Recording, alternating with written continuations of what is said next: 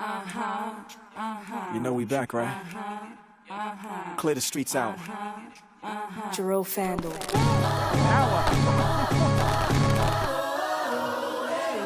Yeah. Ooh, yeah. Ooh, yeah. Gang. All right, the last ride. I had a flat tire. I changed it, got one ride out of it, had another flat tire. So I'm just doing a little test real quick to make sure that we're good.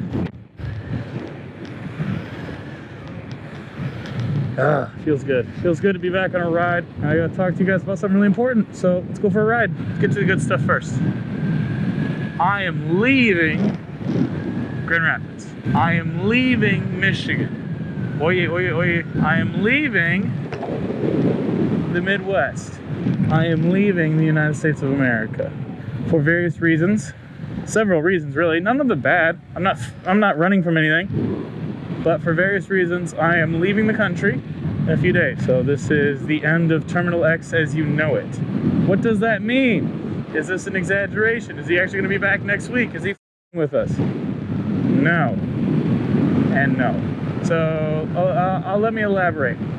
I am going to Mexico, as I have strongly hinted at in prior Instagram stories. If you follow Terminal Mex's Twitch stream where we do Sunday night Warzone and ESK8 chat, and I have hinted at it twice now, strongly, that I am sayonaraing out of the United States for a while and headed to warmer shores. Ooh. I'm going down to Mexico. I've got connections down there. I speak Spanish now. Been putting in a lot of work, getting ready to go. And yeah, it's time. So we'll cover those four things. Why are you leaving?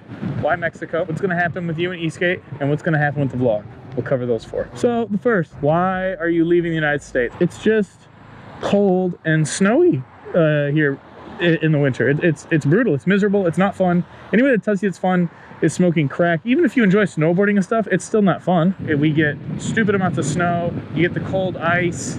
You know, it's just not fun. And furthermore, I have built my life and my business and my work over the last 2 years to make it so that I can work from anywhere in the world. I'm in real estate now. This was not an overnight thing. I'm not some Instagram influencer that's going to teach you how to make $1 million overnight on crypto or real estate. If you're looking for that, piss off. I'm not selling you a pipe dream like that. I'm not telling you, oh, if you do what I do, you can, travel the world kind of sort of for free. That's not what this is about. I'm not trying to sell you anything. What I am trying to say is I've set up my life to be able to go for long periods of time. And by long periods of time, I do mean like months to years outside of the United States. Lower cost of living, better weather, overall, better life for cheaper. So, so that kind of helps answer why not, one of the other 49 states instead of just, leaving the whole country altogether. So yeah, I love to travel. That's my other vice outside of electric skateboards. I love to travel. More on that in a minute. Because I love to travel and, leaving the United States is not a big deal to me. I do it all the time, low key. It is what it is. Sorry, I have an adventurous spirit. Sue me. I don't get bored quickly. I do feel pretty content in Grand Rapids, technically speaking. But at the same time, there's just more to life than the Midwest. I'm sorry. Miss me with the Patagonia and the plaid shirts and the breweries and the mocha frappe, pumpkin cappuccino nonsense. Like, I'm sorry. There's more to life than that. Not to say that any of that stuff is bad. In fact, I bring a lot of those Midwestern American culture aspects with me when I travel because I'm not ashamed of it. I'm low-key proud of it. I'm not a nationalist by any means, but you get the idea. I'm not embarrassed by where I'm from or how I was raised. It's nothing that I'm fleeing per se, like I said at the beginning of the video. I'm not running from anything. And I'm not sick and tired of the United States. There's a lot of people that talk smack about the United States. And to be honest, most of those people don't live in the United States, or they have a very poor idea of what the rest of the world is like. They think the rest of the world is some picturesque euphoria compared to the United States. I am not that type of person. So, I'm leaving the United States because I can find a warmer, cheaper life filled with adventure and fun times outside. So that's why I'm leaving the United States. So the second question, why Mexico? I'm glad you asked. And to be honest, Mexico is not my only option. There are plenty of other choices out there. There's plenty of great spots. I have a soft spot in my heart for Eastern Europe. Spent some time there. Terminal X actually used to live in China a long time ago, fun fact. Unfortunately, most of my Mandarin has deteriorated. But if anybody remembers, way back in the day before the vlog became like a regular thing, I actually went and visited Kieran from Meepo in 2018, just cold emailed the guy. And he was like, yeah, show up. So for my 2018 spring break, I went to Shenzhen, China, of all places, yeah. But anywho, so yeah, no, I have connections all over the world due to my travels, and there's plenty of great spots to go to. There's Colombia, you have Eastern Europe, you've got places like Switzerland, you know, all sorts of cool places around the world. Lots of places where digital nomads are very popular, you know, because that's kind of what I'll sort of be, a digital nomad, right? Working remotely, vlogging remotely. You've got Bali, you've got Czech Republic, Hungary, Colombia's a big one, Costa Rica, all that good stuff. But where I'm going to is Mexico for several reasons. Mexico, in the vast majority of areas, in the vast majority of instances, not all of them, has a much cheaper, lower cost of living than the United States, at least from where I'm from. Again, if you come from like a podunk town in Mississippi and you move into the executive sectors of Mexico City, you will actually ironically end up paying probably more for your life in Mexico than America. So, you know, simmer down. There are 50 states to work with in the United States, so you're gonna have a lot of variation in that comparison. But Mexico, where based on how I have it mapped out, you know, lower cost of living, it's warmer, generally speaking, and Mexico also has loads of different climates and vibes. You can get, you know,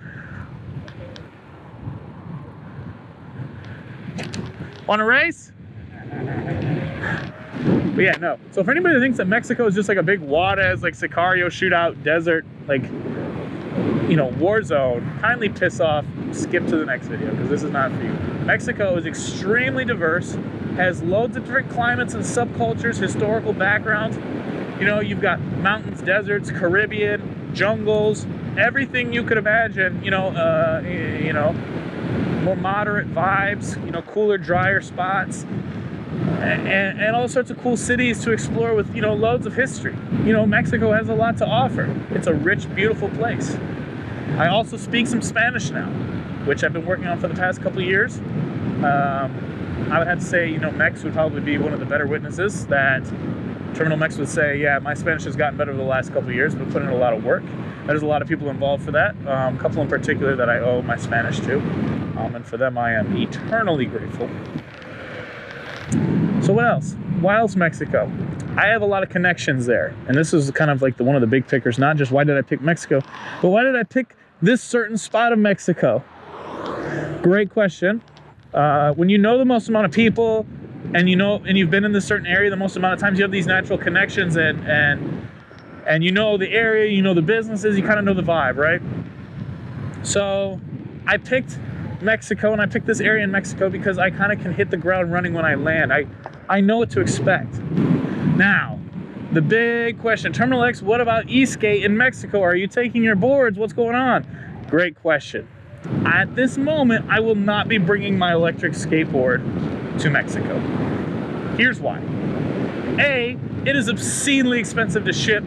B, Mexican customs is a war zone of taxes and complications and holdups and fees.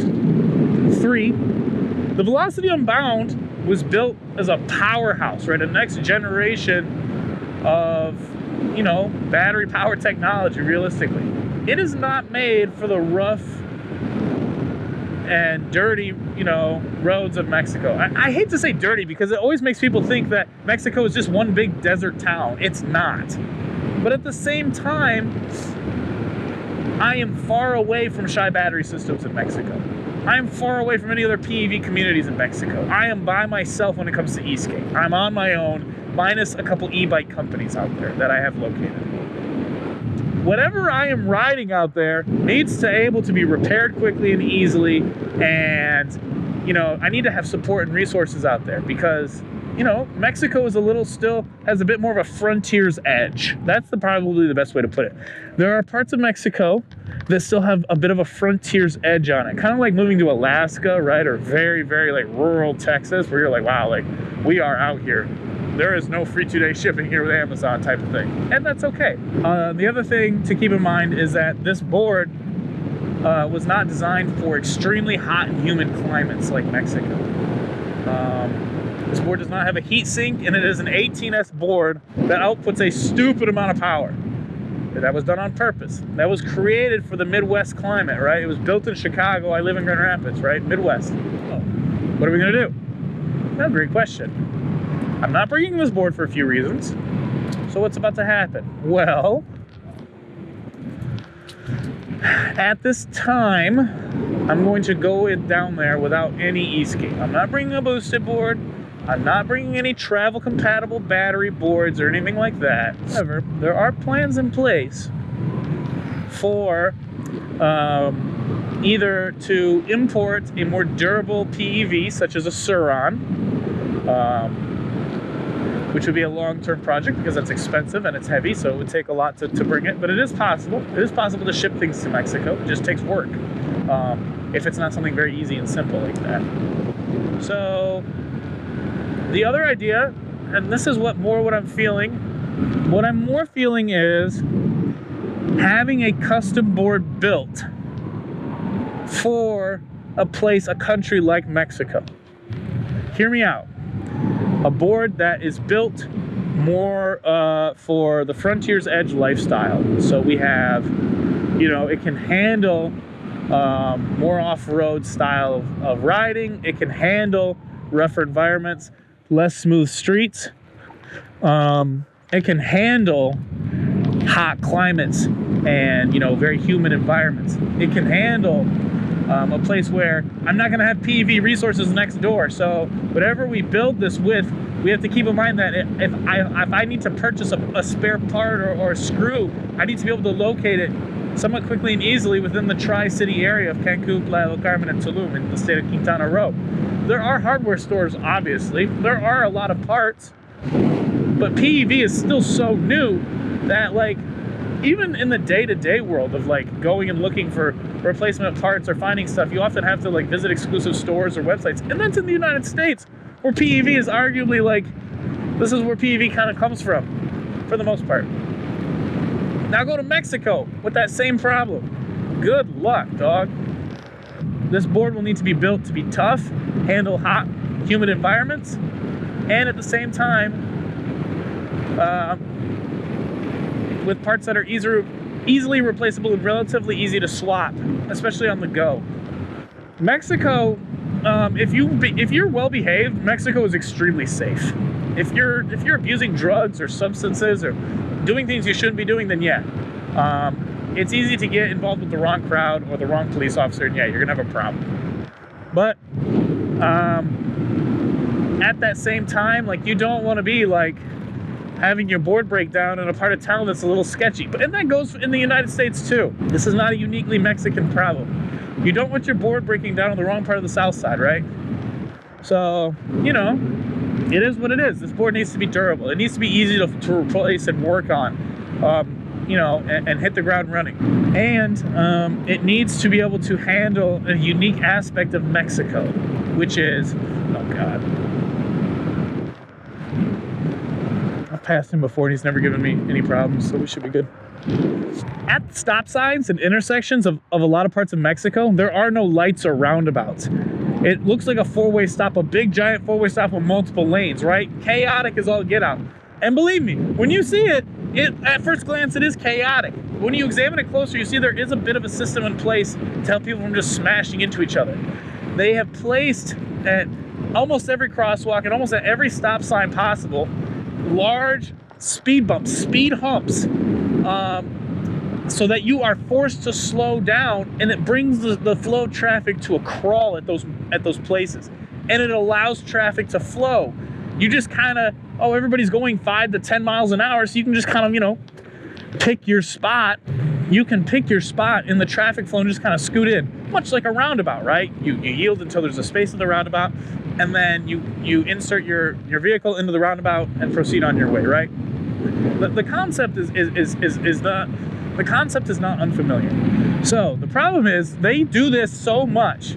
They use these speed bumps and speed humps to slow traffic down at so often that you're basically running over speed bumps like somewhere between a couple 100 feet to 100 yards to 100 meters, like clockwork. You're hitting a speed bump. And these are not little bumps. These are not little spikes. These are usually big bumps, like big ramps. And the average ESK8 is not going to handle that over the long term. You're going to go flying off. You're gonna get screws loose or something. So this board needs to be able to handle those constant speed bumps and be able to hit the ground running and continue on and keep up with traffic. Now, if you play your cards right, that's actually an advantage because you can get past cars and you can keep up with traffic because those speed bumps are constantly slowing all the cars down, right?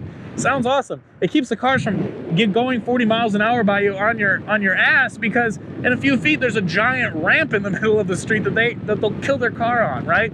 So at that same time, your board needs to be able to handle that as well. So I'm thinking, you know, kind of a lunchbox style mountain board trampa vibe where there's a lot of clearance underneath, large wheels, maybe airless. Airless tires have come a long way. I see you out here, Meepo. Something where with bindings or some form of like foot catch where I can lift the board over the speed bumps and hit the ground running. This lunchbox style with the mountain board on top would also allow me to easily do maintenance without having to flip the board over all the time, and maybe remove the battery for easy transport. We have an electric skateboard that's durable, that's tough, has foot bindings.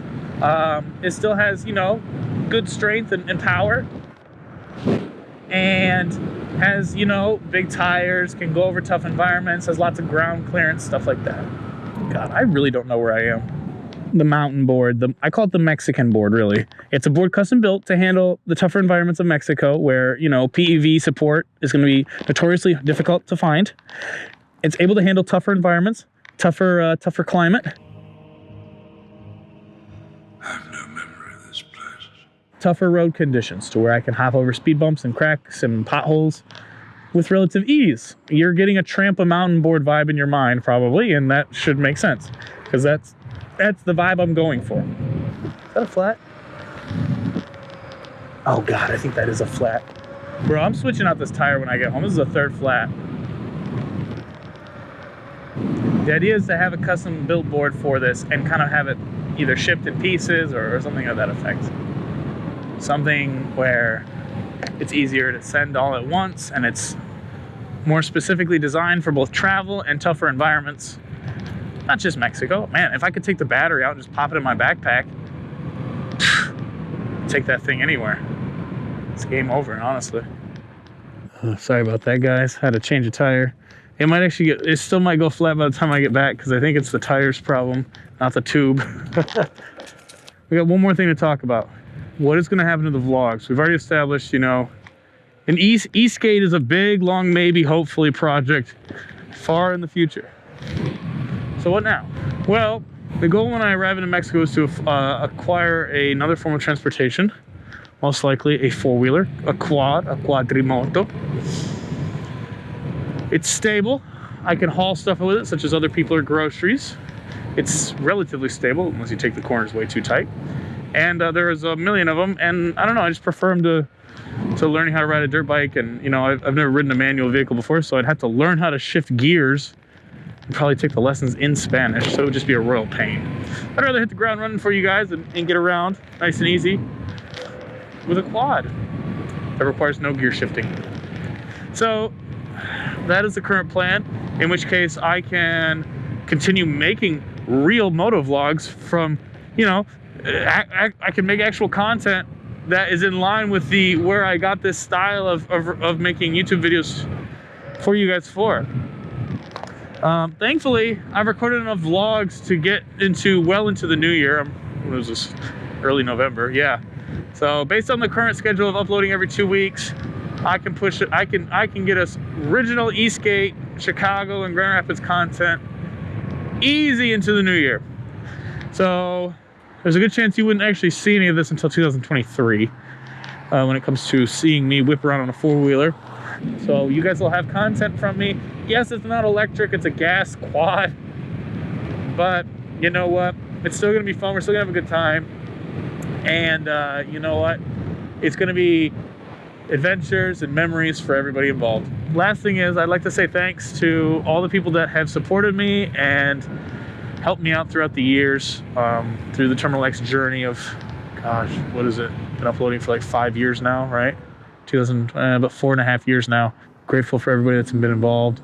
Everybody from Purple Joe at Joe Grand GR. You've got Eboard Brandon, Suicide Shots, 18S Proto, all down in Chicago, Skate Castle, all those guys, Joe ESK8. Folks that have been with me through thick and thin and really helped push, you know, this content to the next level. All of GR ESK8, the different sort of like generations of riders that have come and gone. If you go back and watch my earlier videos, like you'll kind of see like people come and pass through, you know, ESK8 and kind of go on off and do their own thing, and that's super cool to see as well. You know, I miss them to death, but it's still fun to have them in the videos. Yeah, you know, Terminal Max I'm forever in debt to his friendship and brotherhood. You know, he's helped me with things on and off the channel. He's helped me with things about Mexico and about real estate and all that stuff. So yeah, you know, it's been a long journey. This will, like I said at the beginning of this video, this will not be my last time in Michigan or Grand Rapids, the United States, blah, blah, blah. But it's definitely a new chapter for me, man. Like I said, it's one-way ticket and I couldn't be more excited, slightly nervous. And I am definitely bringing the mother TSG pass down there. You know what it is. The brand stays the same no matter what I ride, baby girl. We out here, we out here. You know what? I'm excited. There's so many opportunities, and it's exciting to be like among the first human beings to ever ride any form of an electric skateboard in an entire country ever. It is virtually unheard of to ride any type of PEV in Mexico. You see scooters and e-bikes now and again. You see, I've seen and heard rumors of like electric unicycles, EUCs in Mexico. But like we're talking single digits for electric skateboards in Mexico. I'm being brutally honest. So to bring that to a whole nother nation, a large, powerful, populated nation, what a cool experience, man. To kind of like drop that new concept and idea, you know, into a whole new world and see what happens. And you know, like I said, you know, I don't know when I'm coming back, but I'll be back. It's like, this is not the last video you'll see of me in Grand Rapids ESK8, hopefully. This will not be the last video you see of me in Chicago ESK8. So I just heard a ringing noise, like I dropped something metal. I'm excited for the opportunity. This has been a long time running. I'm grateful for every single subscriber, every single comment, every single person. People always ask me all the time, oh, when are you gonna get monetized? When are you gonna sell merch? And you know, like, all this stuff's cool and fun. You know, you wanna make good content for sure that like, but at the, ooh, nice bike. But at the end of the day, like, I'm not here for the money or for the fame. I'm here for the friendships and memories and adventures that I make, and the people I help, and the people that I make laugh. That's way more important to me. And if somebody offered me a huge YouTube deal, but said I had to start all over and could never, like, you know, have the friendships and memories and adventures that I have now, I would never take that deal. No way. I'd rather be a broke kid riding around an electric skateboard with his friends, making people laugh, than, you know, some rich punk YouTuber racking up millions of views on TikTok or YouTube. You know, miss me with that. My friendships and relationships and adventures and memories that I have from this hobby and industry, I value way more than any check could ever fulfill. And, you know, yeah, for that I'm grateful. Here's to the future, I guess.